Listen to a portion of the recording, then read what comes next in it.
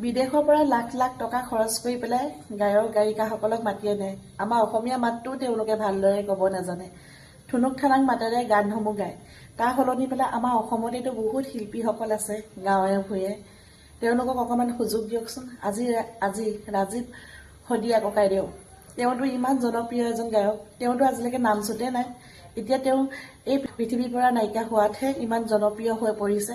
আগতে ইমান সকল মানুহ ক'ত আছিলে তেওঁক ইমান জনপ্ৰিয় কৰিবৰ কাৰণে? এতিয়া তেওঁ মানুহজন নাইকিয়া হোৱাৰ কাৰণে যে ইমান জনপ্ৰিয় কৰিছে। বিদেশৰ মানুহ মাতি অনাতকৈ আমাৰ অসমৰ বহুত শিল্পীসকল আছে, তেওঁলোকে আগবাঢ়ি যাবৰ কাৰণে কেইটামান পইচাৰ কাৰণে তেওঁলোকে আগবাঢ়ি যাবলৈ নোৱাৰে। তেনেকুৱা বহুত শিল্পীসকল আছে, আপোনালোকে উলিয়াই দিবলৈ চেষ্টা কৰক। এই বিদেশৰ কোনো আমাৰ ভাষাই তেওঁলোকে বুজি নাপায়। আমাৰ ভাষাসমূহ ঠুনুক ঠানাক মাতেৰে তেওঁলোকে কয়। তেওঁসকলে বা লৈ পেলাই পুৰা গান শুনি একদম ৰাতিটো চাব পাৰে, বোকাই বোৱাই জঁপিয়াই চাব পাৰে।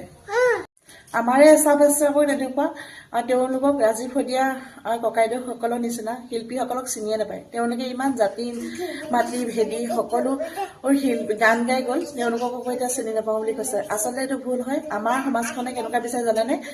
একদম বিখ্যাত শিল্পীসকলক মাতিব লাগিব, লাখ খৰচ কৰি পেলাই, টকা খৰচ কৰি পেলাই মানে শিল্পীসকলক মাতিব লাগিব। তেনেকুৱাবিলাকৰ কণ্ঠৰ গীত শুনিহে ভাল পায়, এওঁলোকৰ কণ্ঠৰ গীত শুনি ভাল নাপায়। আচলতে সেইটো নহয়। আমি সমানকে সমান চকুৰে চাব লাগিব সকলোৱে।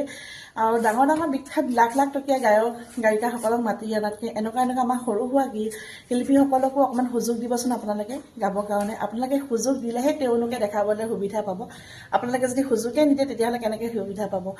আৰু একদম সৰু সুৰা মঞ্চ এখন পাতিলে একদম ডাঙৰ লাখ টকা 4-5 লাখ টকীয়া গায়কক মাতি পেলাইহে স্বীকৃতি মানে সমাজখনত মাতি আনি পেলাই বিহু হওক বা পূজা হওক উৎসৱটো পাতিব পাৰে। কিন্তু আমাৰ সৰু সুৰা শিল্পীসকলকো মাতি পেলাই আপোনালোকে সুবিধাটো দিবচোন, তেতিয়াহে গম পাব কোন কেনেকুৱা, হয় নহয়?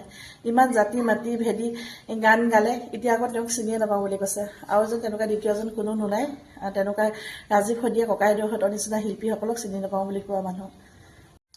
আমাৰ অসমীয়া সমাজখনৰ মানুহে এটাই দুখ, জীয়াই থাকোঁতে কোনেও নিবিচাৰে কাকো। কিন্তু যেতিয়া এই পৃথিৱীখনৰ পৰা মানুহজন নোহোৱা হৈ যায়, তেতিয়া চবেই একদম ফটোৱে ষ্টেটাছে লগাব, ফেচবুকত প্ৰফাইলত লগাব, মানে ফেচবুকে সকলোতে ভিডিঅ' বনাব।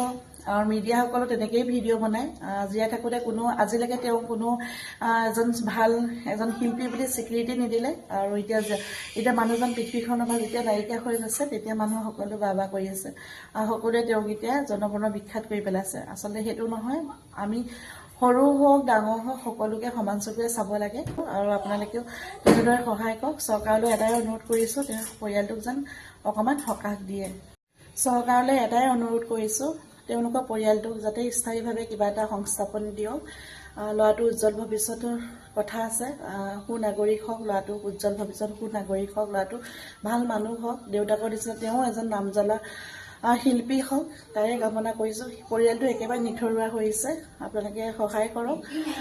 আমাৰ অসমবাসী সকলোৱে সেইটোকে বিচাৰিছোঁ, তেওঁলোকৰ পৰিয়ালটো যেন কিবা এটা সকাহ পায়।